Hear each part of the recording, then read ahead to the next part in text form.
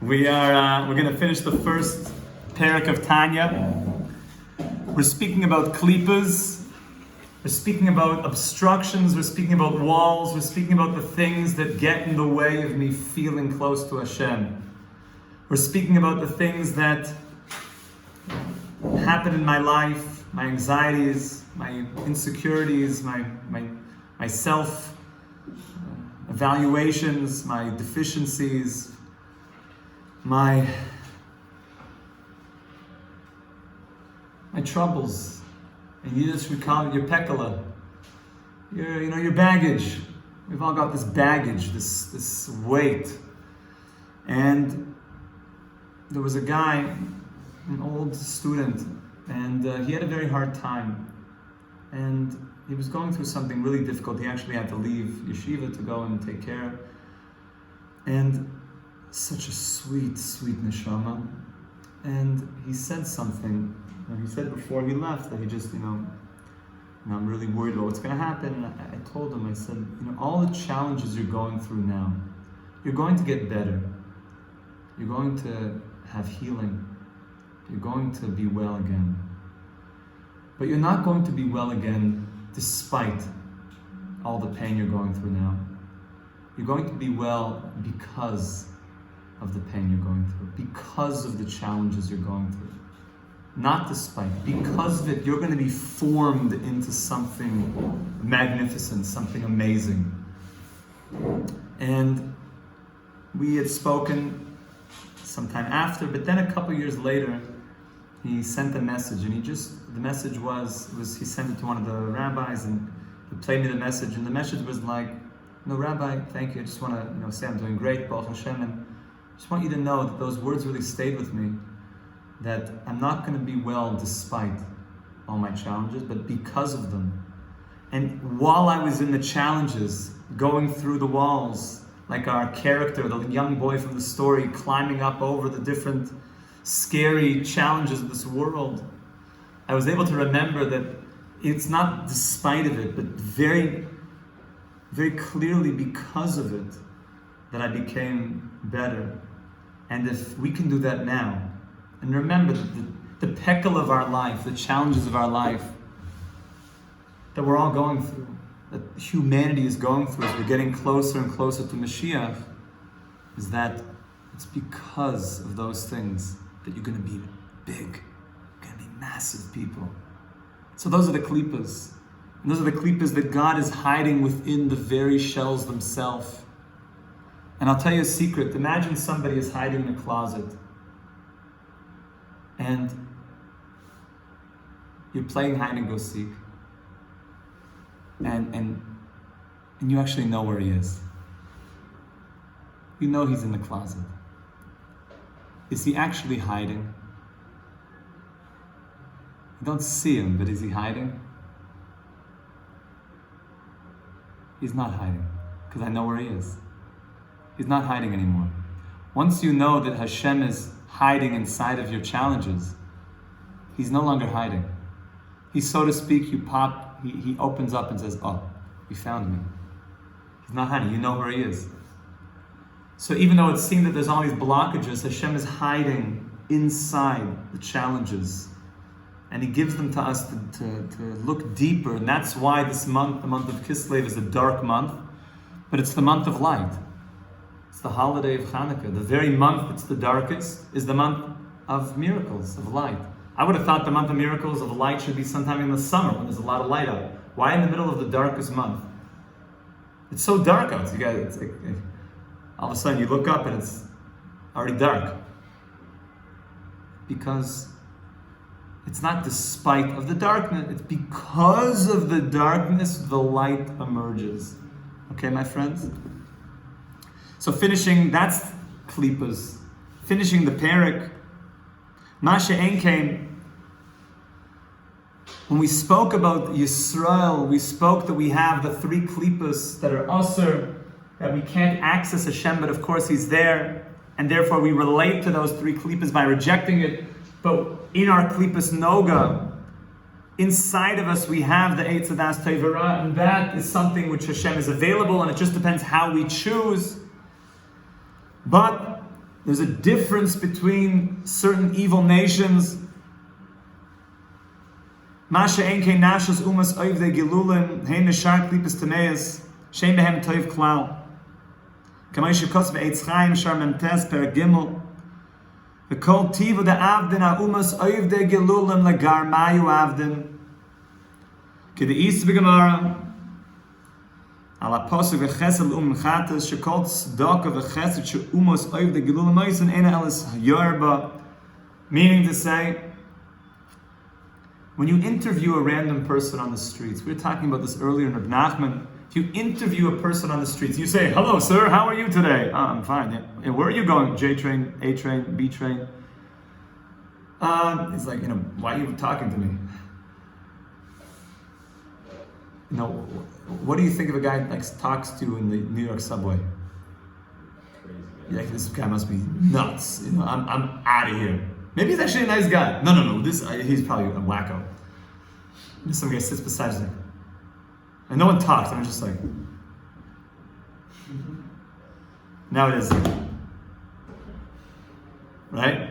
It's the emes. I'm just like you're just kind of like there, like on the subway. And if you make eye contact, it's like, oh, sorry, because that's like, whoa. A little bit too intense, because who knows? But let's say you were to do something funny, be, "Hello, sir, how are you today?" "Oh my goodness, what are you doing?" I just want to ask you, no, what do you want to do? What are you doing today? "I'm going to work." "Why?" Now he already thinks you're weird. "Because you got to make money, man. You got to, support a fan or do whatever." It's like, but why? And by that time, he's probably going to punch you in the nose. But the question is, why? To have a house and to live. Why? To go to the Bahamas. Why? To be stressed out in the Bahamas and then come back to work more. Why?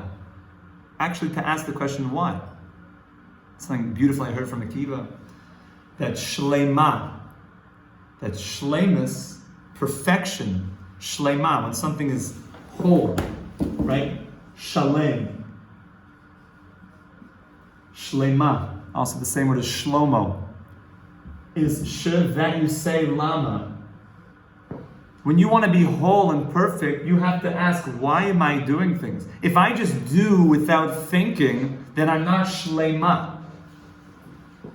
I've come to no completion. I'm just kind of robotic, like a drone, just going through life. So now back to our friend that I'm interviewing on the subway, and I'm saying, why are you doing things? So he might say, to take care of a home, a family, nice things. My friends, you have to know, if the answer is not to reveal Hashem in the world, then by definition, there's a concealment of Hashem. Meaning, the purpose of creation, that everyone, and Mashiach will teach us all this, and the Torah is filled with this, and really what we're going to be occupying ourselves with day in and day night for all eternity, is relating to the creator of the world, Hashem. So now is your opportunity to really earn that relationship, because now it's not so clear, it's dark, and we have to find Hashem in the darkness, is to know Hashem, and to cleave to Him through the Torah, to cleave to the Eternal One through that intimate relationship, through Das, like we mentioned earlier.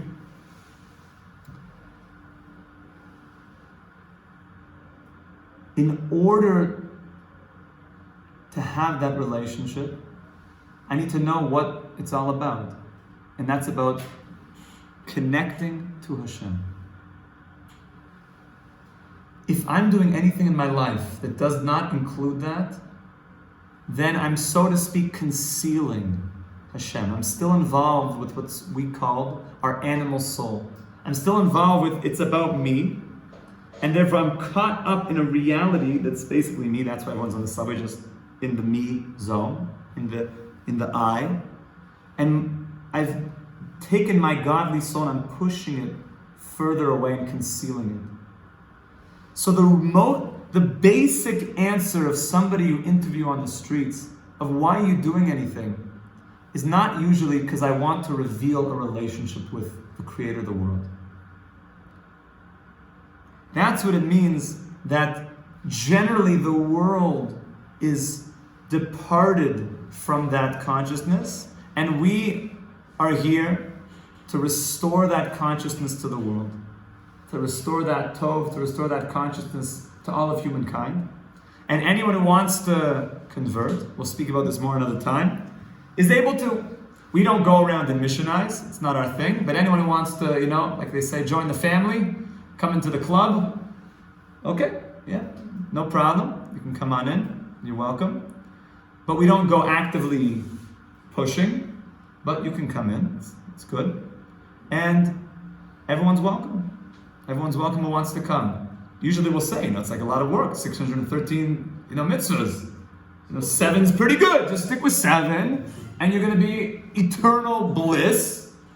613 is, very involved. And oftentimes what happens, the person says, but I want that profound relationship. So you're supposed to reject them, That's why the idea is that you say, 7 is good, it's challenging. The idea being that a person who really wants that relationship, no matter what the response is, they'll run, they want to be close. And that's a sign that they have that spark, it's always been there, and it will emerge out through conversion. I'm going to spend more time, another class, speaking a lot about what the idea of the soul is, more detail. And my friends, this is the first parak of the Tanya.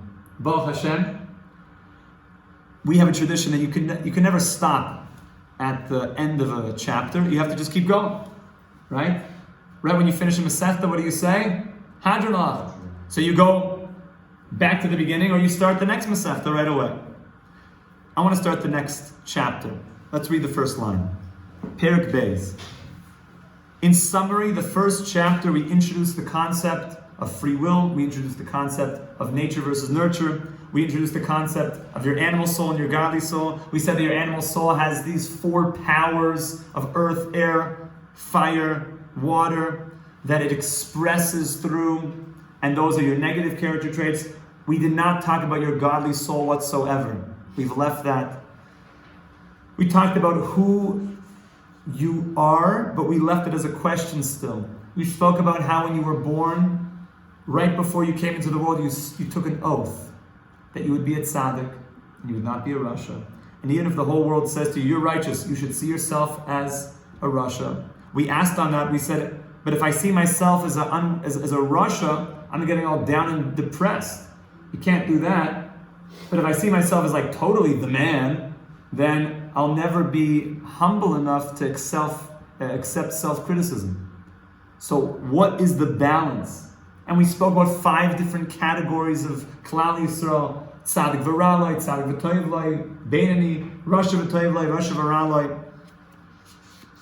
But we did not speak whatsoever about the special soul called Klal Yisrael. That's going to be the topic of the second chapter, and this chapter is extremely deep. It happens to be a very mature chapter, and we're going to have to proceed with mature, what do they say? For mature viewers only. So let's just read the first line. V'nefesh hashenis b'Yisrael. That second soul, that special godly soul called Yisrael. Hi chelek elekami mal mamish. Those are the famous words of the Baal HaTanya. It is literally undiluted godliness. Where inside of you? What? In me? Inside of you is undiluted godliness. But why don't I feel it? The answer is that we've covered it over with a bunch of Narishkeit and Netflix. We've buried it. Like we spoke of the wells. We stopped it up with a bunch of earth. The waters are living just like a spring. The spring is flowing beneath the earth. But we put a bunch of mud on top of it. Just got to dig it. Like a diamond. if I come to deal in diamonds and I hand you a diamond that's all dirty and ichsa, so you look at it and say, I don't want this. Or do you say, well, let me just clean this up a little bit. Start polishing it. Before Pesach, before Passover, I like to, my wife also appreciates to go and clean her ring. Because it's a known thing that women through the year, they're kneading dough. Dough is chametz, leaven, and therefore, how are you going to wear your ring for the Passover Seder if there's chametz all stuck in there? So I take it to, even though I look at the ring, it looks very nice, it's very fine, it doesn't look like there's anything, so, dirty about it. I take it to the guy and he's like, can you clean it? He already knows what I'm there for. He doesn't just take one of these things and he has a machine. He pushes it, he puts the diamond under there. I'm telling you, the first time I did this, I remember so well. It was in the springtime in Jerusalem. It was a sunny day. The sun was coming through the window of the store. He walks out. I see the sun hit the diamond, and it sparkled. I think at that moment I realized why women love diamonds. Why it's just wow, they're very beautiful. Even though I didn't realize it was so dirty, it looked fine to me. But once it was polished, wow. The diamond is always there. Your godly soul is inside of you. It's intact, my friends. It's just become covered over. This chapter we will develop and speak in very extremely profound detail about the nature of the godly soul. Looking forward, Chevra. Have a wonderful night. Yesher Koyach.